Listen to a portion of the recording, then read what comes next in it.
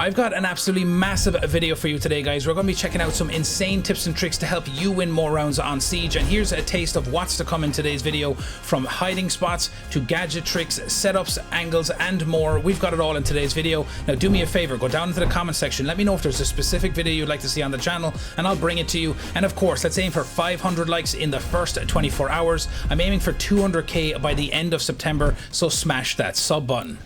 Now, starting off here with the first one, inside tellers on border on the first floor, you can get up on these two shelves. Now, there used to be an old way to do it, but here's the new method to get into that spot. Shout out to Jackie Rocks for finding this. So on the beam on the ceiling, you're going to move down from it and place a Kiba barrier on the top of the vending machine. You're then going to jump onto the arm of the couch, and you can run and vault on top of the vending machine, and then using that barrier, you can vault over onto the shelf on the other side.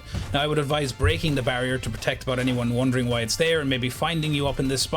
So you can sit up here and you have endless angles to protect the site. If anyone decides to come in the window, maybe try get a quick plant down behind the vending machine, you're going to be ready for them. You can also create other angles by opening up the walls to see all the way through to customs for any attackers potentially pushing through detention, making their way from the custom side. And of course, you can create angles through the workshop head holes or even out towards passport. Now, you can extend this spot by placing a second Kiba barrier on the side of this electrical box, dropping down onto the filing cabinet and vaulting onto the middle shelf. This just gives you more options. You can sit on either shelf and use it to create multiple angles to protect you from any attackers trying to push in towards the bomb site.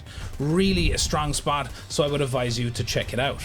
Now we're moving on to the next one here, and this one takes us over onto Villa on the second floor inside Trophy Room. So what you're going to do is you can get up on top of this wardrobe. Now there used to be other ways you could do it, but it's even easier now. So if you jump up on the middle counter, you can actually just break the owl and run across on top of the green chair. You can then move along it onto the ledge here, and what you're going to do is you're going to shoot this pot, but don't break it fully. Leave a small little bit of it at the end, and you can place a Kiba barrier right pinpointed on the side of the wardrobe. You'll then be able to vault over the barrier and you'll be up on top of the shelf, and you have again endless possibilities from up here. Now there is a massive risk that they could see you from that master door, so you have to make sure that you protect yourself. And you can also create angles to watch the top of Astra stairs. You can see out the window towards Wolf, and you can watch anyone pushing in the Wolf door as well. Now what I wanted to point out here about the master door is you can actually create a one-way angle, putting one Kiba barrier on the side down on the right of the arch, exactly where I pinpointed, and a second one on the top of the arch, a little bit off of the center at the top.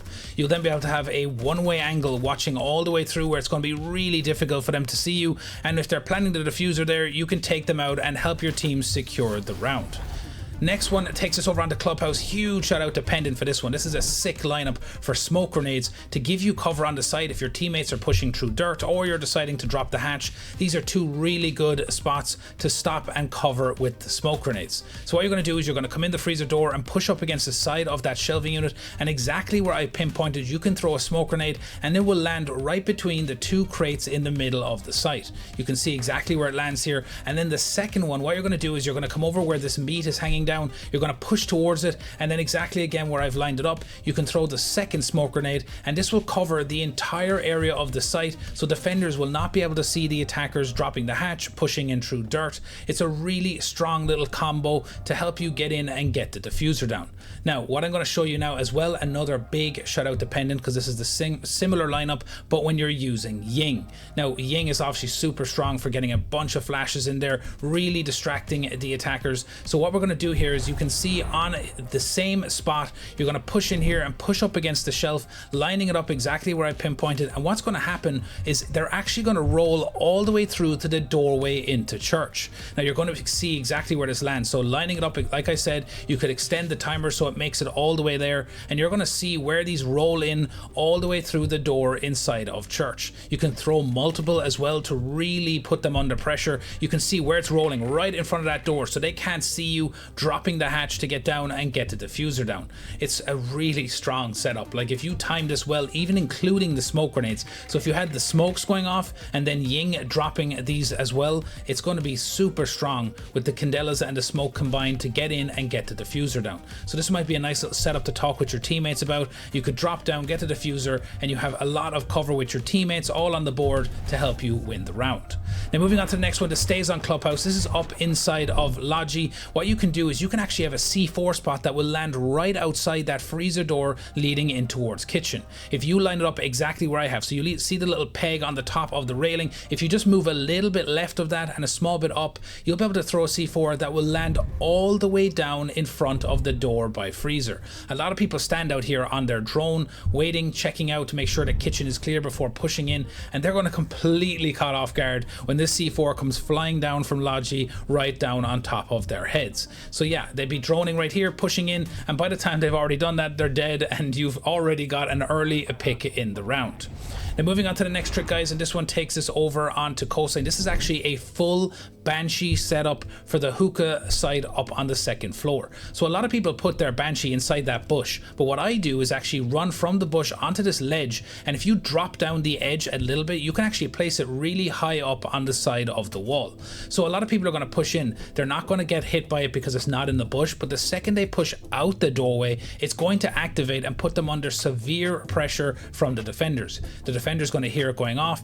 They're going to be confused trying to find where it is because they'd be used to checking the bush, but it's not in there, and by the time they've already figured out where it is, you would have already swung from vase and caught them off guard. Now the second one is really straightforward but highly effective again because it's going to take them time to find it. So right next to this white chair just outside by the aquarium door here, they will not see this as they're coming in the door. So once they get hit by it, they're going to immediately be distracted. They might have a teammate sitting in the rotate into hookah who could hear it going off and be able to swing out and take anyone out coming through that aquarium door.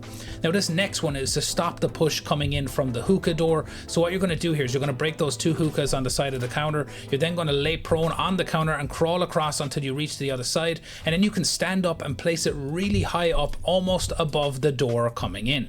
So as they push in, they're immediately going to get hit by it. They're going to look around on the floor, check the wall, and by the time they've turned around, they're already getting swung by the door out by Cool Vibes or anyone pushing through from the rotate. Now there is an alternative. You can also put one just on top of the bench here in between the pillows. You can just get rid of those, place it down inside here, but what happens is unfortunately, because it's behind the wood wall part, the little half wall, it won't actually activate if they come in from the left side behind that half wall. But it's a really strong setup. They're really effective. It really stops the attackers from making quick pushes towards the bomb site, and you could choose to put that other one actually on Cool Vibes instead of on top of that bench. Now this is an Azami setup that you could actually team up with it if you'd like. So what you can do is for the Azami setup, you're going to put the first one on the bench here to stop anyone rappelling on that window. It's a pretty default one. It's pretty common. Everyone knows about it. But what you're going to do is you're going to put a second one on this little side of the shelf here, right next to this hookah on the little beam. You'll be able to create almost a little pixel angle using that Kiba barrier on the side of the counter. Now I prefer to actually sit behind the bomb chassis and use it because you can swing out and it has a really nice little angle for anyone trying to swing through that hookah door. These are two very simple but highly effective ways of getting a much more control over the site, and with the Banshee setup combined with this, it's a really strong setup to try out. You're then going to put a third one right on the side of the pool table so you have protection through the rotate for anyone coming off of that aquarium balcony. This again is a very common one, but a highly effective one for having more control over being able to maneuver between the two sites.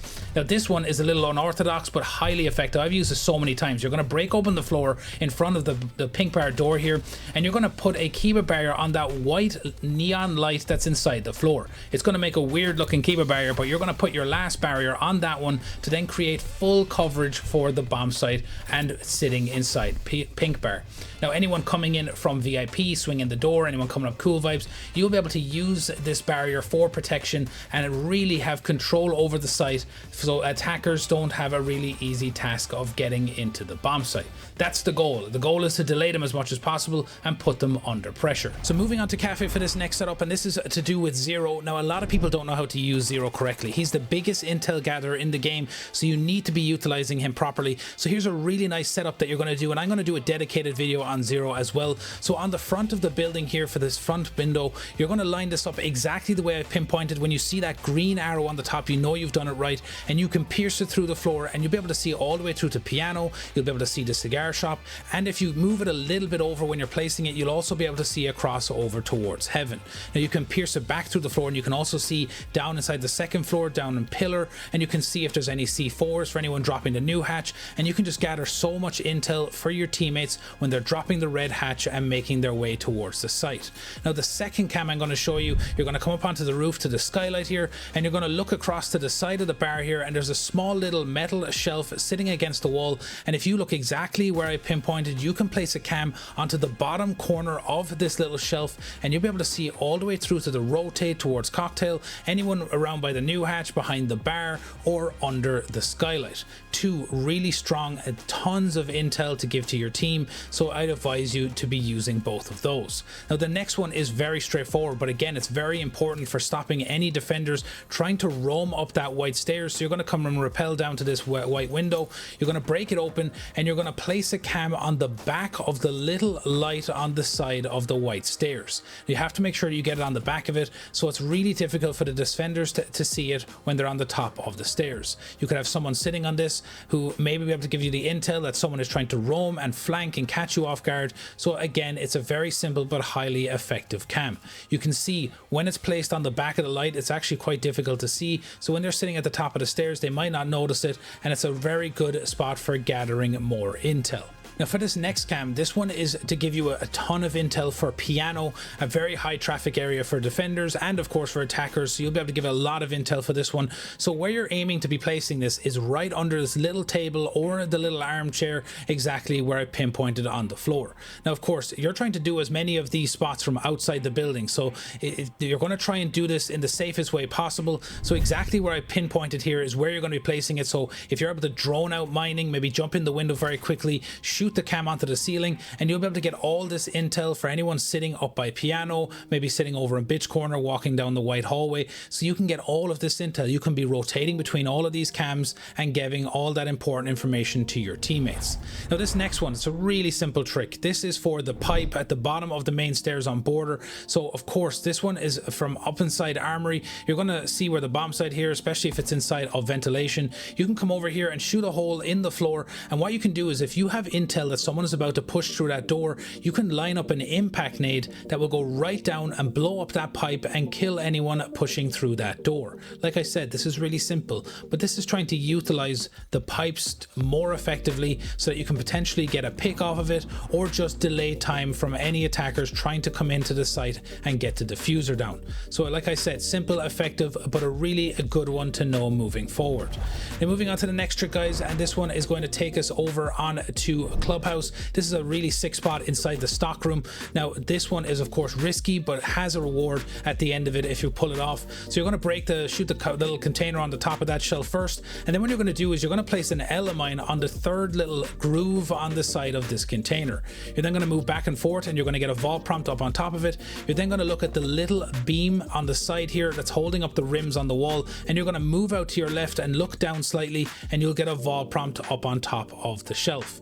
Now it might take a couple of tries, it's not easy to do, but once you pull it off, you can get up on top of the shelf, move all the way across to the other side, and you can watch angles all the way through to lounge. You can see out of the stock door from anyone pushing in from the warehouse spawn, and of course anyone coming in the doorway from kitchen side would be caught completely off guard. The really nice thing is you could open a small opening in the corner of that stock door right on ping, as you can see, and as they're pushing around, they're not going to be expecting you to be on a higher point. They're going to be looking under the door to see you maybe laying prone, and you can catch them off guard and get some easy picks.